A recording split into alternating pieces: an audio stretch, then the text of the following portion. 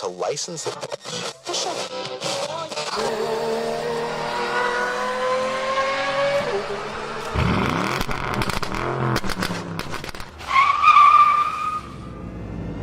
Meep, meep.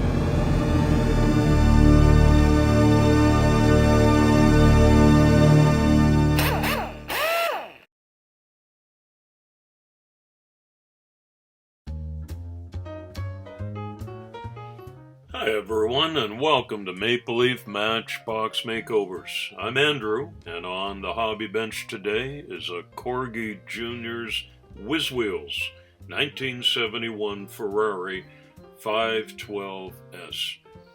The 512S is the designation for 26 Ferrari sports cars built from 1969 to 1970. They had 5-liter 12-cylinder engines, 512, and this Corgi casting was produced from 71 to 73. As always, we start by disassembling the model toy. The rivets on this one were rounded, and I had to make a little dimple in there first before I could put my drill bit in. But once we got going, everything was fine, and it came apart nice and clean. Usually there's just 4 or 5 pieces to these little models, no exception here. A little scratch in that windshield I'll have to give attention to. It's pretty clean for being 50 years old.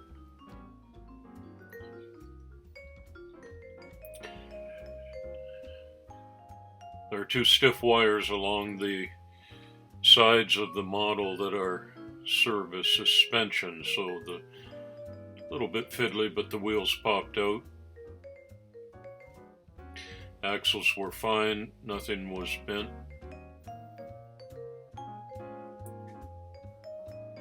And now with a fine drill bit, I go down into the post, and after that we have to tap it.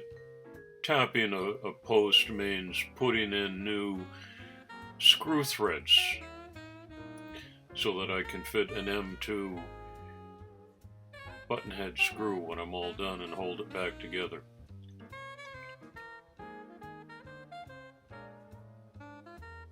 I like this little bench vise. Just the right size for the models. There's the tapping tool coming out.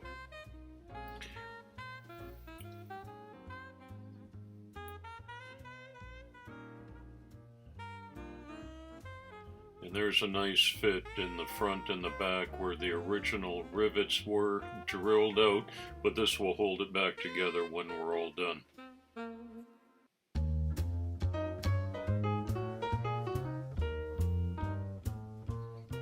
There's lots of different ways to take the old paint off. I like this gel paint stripper. I give it a good dunk and put it in a container that's dedicated just for that. The lids go back on for ventilation purposes. That's really toxic smelling, and I wear a mask when I do this job. 15 or 20 minutes go by, and you can see the toothbrush takes the old number 6 decal straight off, and some of this original paint was easy. And this is the 3rd car I'm doing while my Dremel rotary tool is broken, and during the coronavirus shutdown I can't get a new one, so it's old-fashioned brass brushes and fine steel wool, but doesn't that look good? I miss the Dremel. It's easier. It's faster. But going old school this month hasn't been all that bad. I guess that's what my dad and my granddad used to do. Here's a wash-up of all the parts, just some hot soapy water. Some of that old grunge out of there. I hope you're enjoying the video. Be sure to give it a thumbs up and subscribe to my brand new channel, and hit the notification bell too, and you'll get the latest updates. We've all got lots of time at home these days. I'm doing these little model restorations and making videos, and I hope you have fun along with me, reliving childhood memories like I do through these cars. I had this one in my pocket as a kid.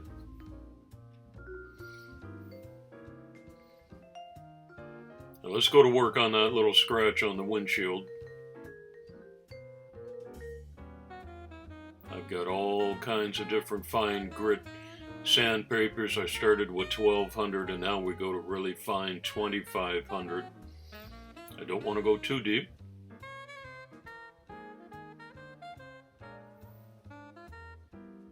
Washed up pretty well. And a little trick just to keep that shine is a quick dip into some basic floor polish. That puts a coating on there. I wick off the little bit of extra drips and put a little plastic cover over that so no flies land on it while it's drying.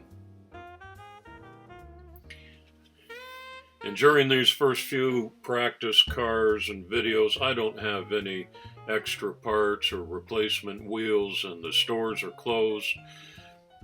Got to make do with what I've got. So the chrome pen is a great little tool for touching up these rims. If you make a little mistake, I take my fine blade and scrape it off if it touches the black plastic, but if you're careful, you don't have too much trouble.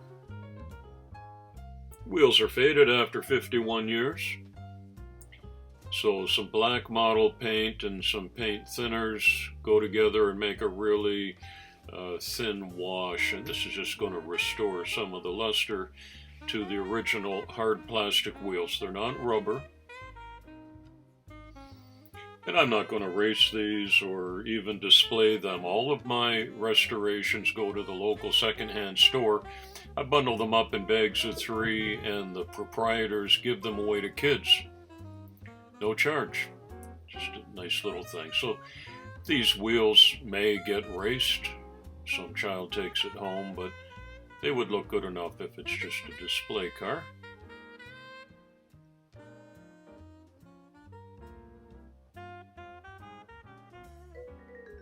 And the detail work like this is part of the fun for me.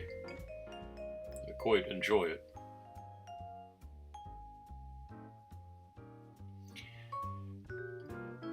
On this 512S model, the Ferrari has larger rear tires and smaller ones in the front, so I'm glad I can keep the originals and bring them back into shape.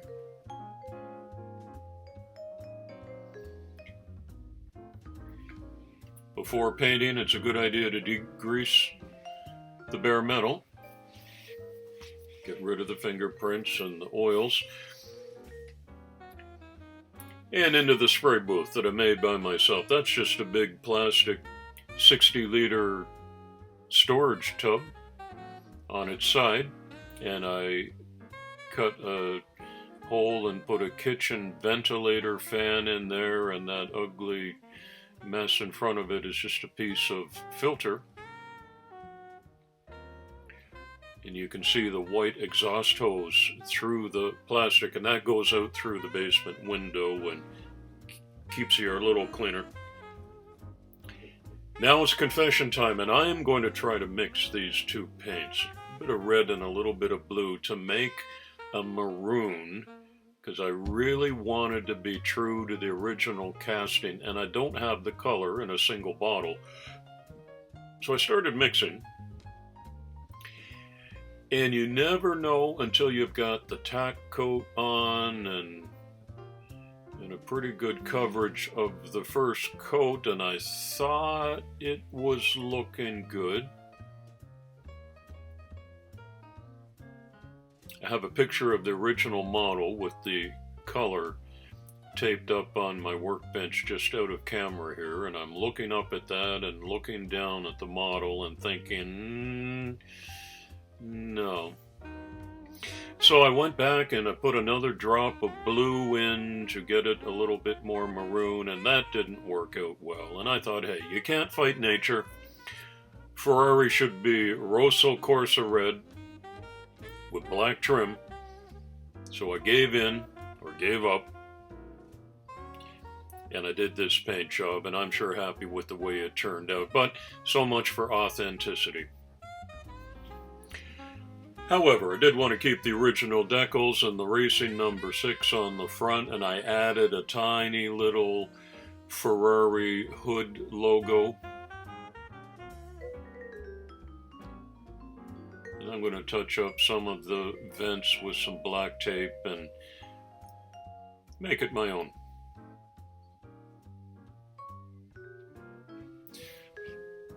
So the cockpit window pops back in. The cockpit and engine cover are now painted black, and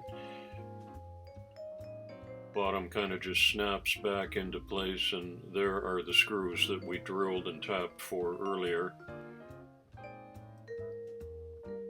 I was really careful at this point, and I put the microfiber cloth down because you sure don't want to get a scratch on your new fresh paint job and have to go and do any touch-ups. Go a little bit slow and take a lot of care, and I've been lucky.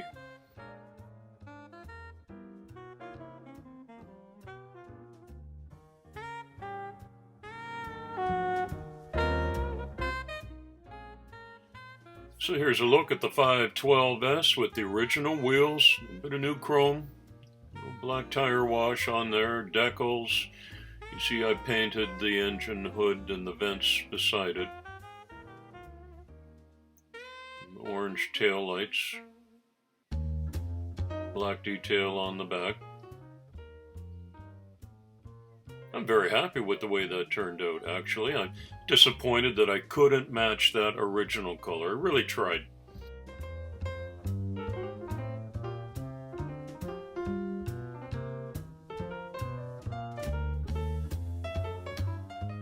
Here's what we started with.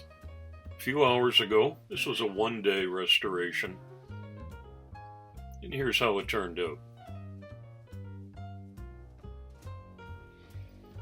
Again, if you like the video, hit subscribe, give it a thumbs up, and I'd be happy to hear your comments too. Sure nice to have you visit my channel. I hope to see you again real soon. It's coffee time.